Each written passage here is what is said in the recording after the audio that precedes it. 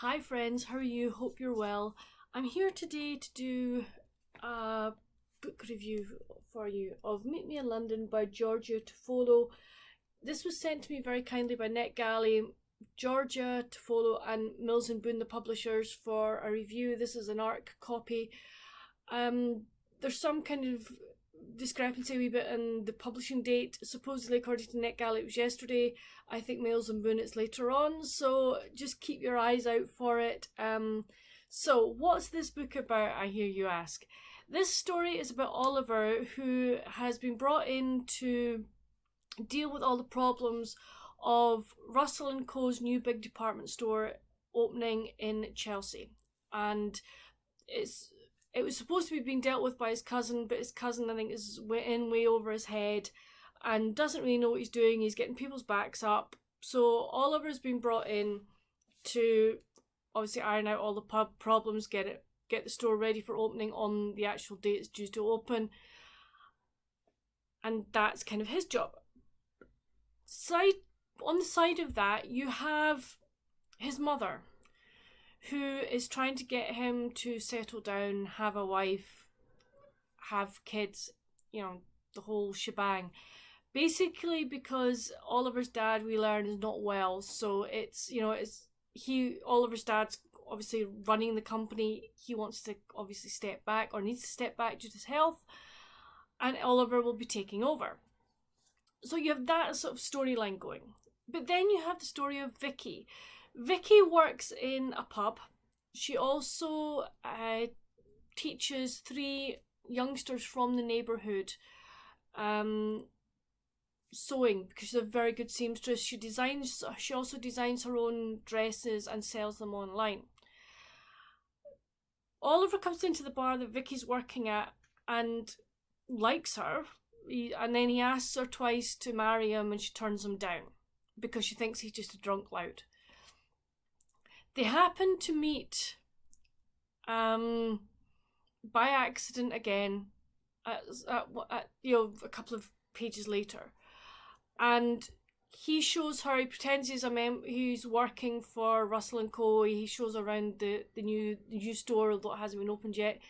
Vicky she's supposed to be running a catwalk fashion show for her three girls so they can show off their work, but their venue's fallen through.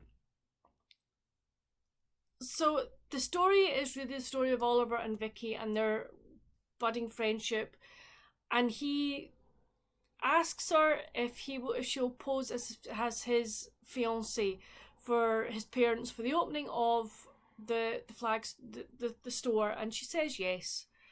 And it's basically the story of their romance.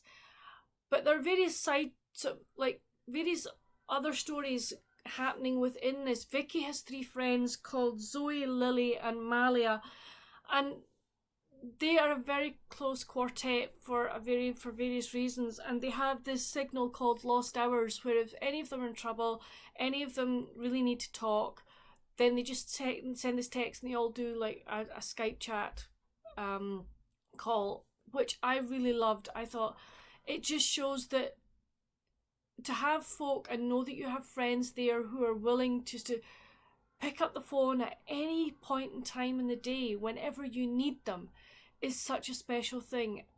They all help Vicky in many ways throughout this book, and it was just a delight to see that friendship can be that strong, and that they're all protective of her and they want what is best for her. I loved to have that friendship is something so special, and for those of us that have friendships like that, they really do mean the world. I know that there are I have friends that I can call at 2:00 in the morning going, this is what's happening, and they'll be there for me, and I wouldn't be without that. I also loved the way that Oliver and Vicky made the fake fiancé engagement work. It was so nice, and he was so caring, and he wanted her to enjoy the fake experience. But they really, did it stay fake? Did it not stay fake? I ain't spoiling the story.